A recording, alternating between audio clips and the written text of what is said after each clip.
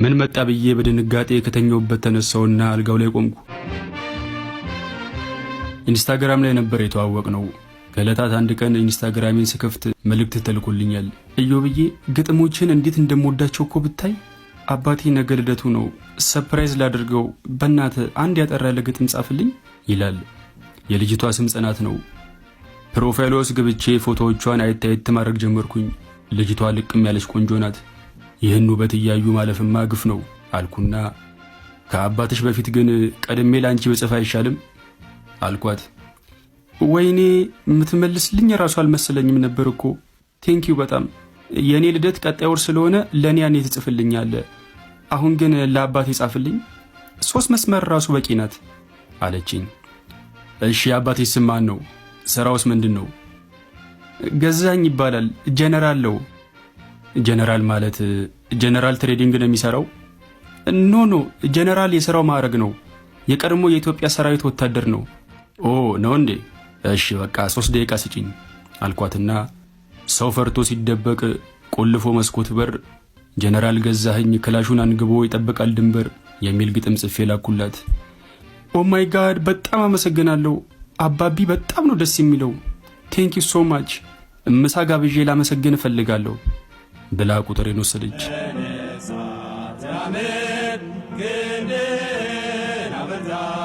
አንድ ሬስቶራንት ቁጭ ብለን ምሳ እየበላን ነው። እዮብዬ መቼም በአካል አገኘሃለሁ ብዬ አስቤ አላውቅም ነበር እኮ። በጣም ነው ማደንቅ። አባቢ ደግሞ የጻፍክለትን ግጥም አንብቤለት እንዴት እንደወደደው ብታይ። በጣም ነው ደስ ያለው አለችኝ። አመሰግናለሁ አልኳት። አጎረሰችኝ። ከምግቡ ይሁን ከእጇ እንጃ ምግቡ በጣም ጣፈጠኝ። ከጽናት ጋር የተላመድን መጣን። ቤቷ ወስዳ ግጥሙን የጻፈው እሱ ነው ብላ ከአባቷ ጋር አስተዋወቀችኝ። በጊዜ ሂደት ፍቅር ውስጥ ገባን። እንደ ቤተኛ ቤታቸው መመላለስ ጀመርኩ።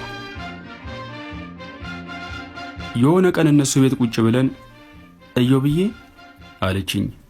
ወዬ ልደትህ ቀጣይ ሳምንት ነው አይደል? አዎ ማሬ፣ ምን ነው? ጆሮዬ ስር ገብታ ድንግልኔ ልሰጥ አስቤያለሁ፣ ትወስደዋለሽ አለችኝ።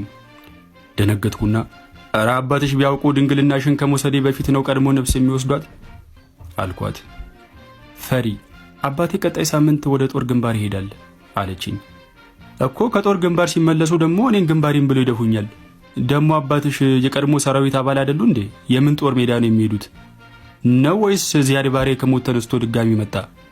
ሰሞኑን የቀድሞ ሰራዊት አባላት ሀገራችሁን አግዙ ተብለው ተጠርቷል። ስለዚህ የዛን ቀን ቤት ማንም አይኖርም በላ ጉንጬ ሳመችኝ።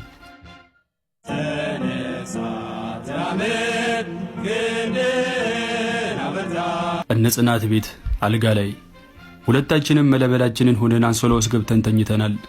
ሳላስበው እንቅልፍ ሸለባ አረገኝ። ጽናት በንዴት ነቀነቀችኝና እንዴ ምንድነው? ናፕ ልታደርግ ነው እንዴ መጣው? ጀምር እንጂ ነው ወይስ ፊሽካ የሚነፋ ዳኛ እስኪመጣ እየጠበክ ነው አለችኝ። በትዝብት እያየኋት ጽናትዬ ግን ጽናትሽ ይገርማል እውነት አልኳት። እንዴት? አባትሽ እዛ ጦር ሜዳ ከጠላት ጋር እየታገለ አንቺ እዚህ አልጋ ላይ ከኔ ጋር ስትታገይ ምንም አይመስልሽም? ድንገት የምኝታ ቤቱ በር በኃይል ተደበደበ። ምን መጣ ብዬ በድንጋጤ ከተኛውበት ተነሳውና አልጋው ላይ ቆምኩ። በሩ ለሁለተኛ ጊዜ እንኳ ሳይንኳኳ ተበረገደ። የጽናት አባት የማረግ ልብሳቸውን እንደለበሱ የተንጎማለሉ ወደ ውስጥ ገቡ።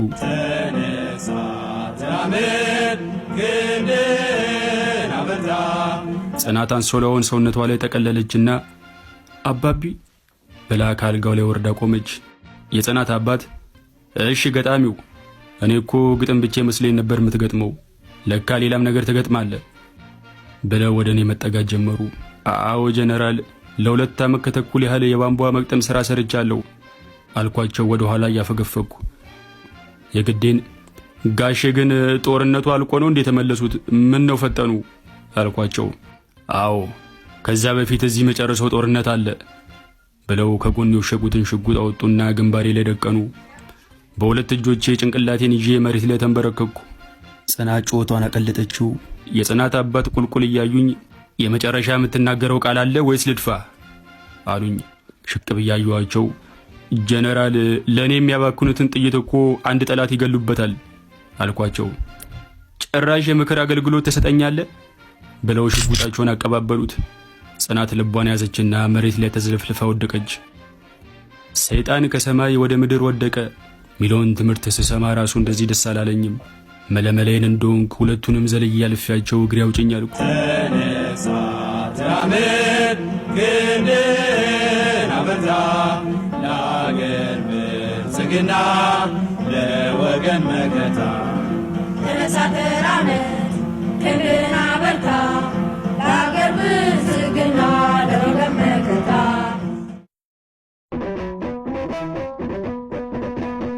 በሳምንቱ ጽናት ደወለች።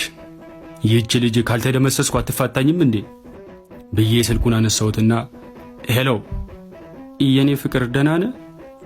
አለው የመኖር ሁለተኛ ዕድል የሰጠኝ ፈጣሪ ክብር ምስጋና ይግባው አልኳት። ሰማኝማ የዛን ቀን እኮ እንድታመልጥ አውቄ ነው የወደኩት፣ ምንም አልሆንኩም ነበር አለችኝ። እግዚአብሔር ያክብርሽ። አሁን ታዲያ ምን ፈልገሽ ነው የደወልሽው? አይ የዛን ቀን ድንግሌን ስላልወሰድከው ዛሬ እንድትወስደው ብዬ እኮ ነው አለችኝ። ከፈለግሽ አሽገሽ በሞተረኛ ላኪልኝ እንጂ እኔ እንደሆንኩ አልመጣም አልኳት። እውነት ዛሬ አባቢ አይመጣም ለሥራ ሶማሊያ ሄዷል ብላ ማለችልኝ።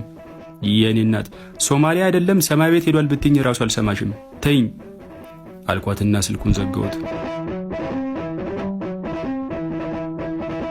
ከ15 ቀን በኋላ የሬዲዮ ጣቢያ የቀያየርኩ እያለ ድንገት የጀነራሉ ንግር ከቤት መውጣት ጠብቆ ቤት ድረስ ስተት ብሎ በመግባት የጀነራሉ የገዛ አልጋ ላይ ከጀነራሉ ሴት ልጅ ጋር ዓለሙን ሲቀጭ እጅ ከፍንጅ የተያዘ ወጣት በጀነራሉ ፈርጣማ ክንድ መደምሰሱ ተሰማ የሚል ዜና ሰማው። ውስጤን የተደበላለቀ ስሜት ወረረኝ። ተንበረከኩና እኔ ሚዳቆን ከአንበሳ መንጋጋ ያስመለጥከኝ አምላክ ክብር ምስጋና ይግባ ብዬ አምላኬን አመሰገንኩ።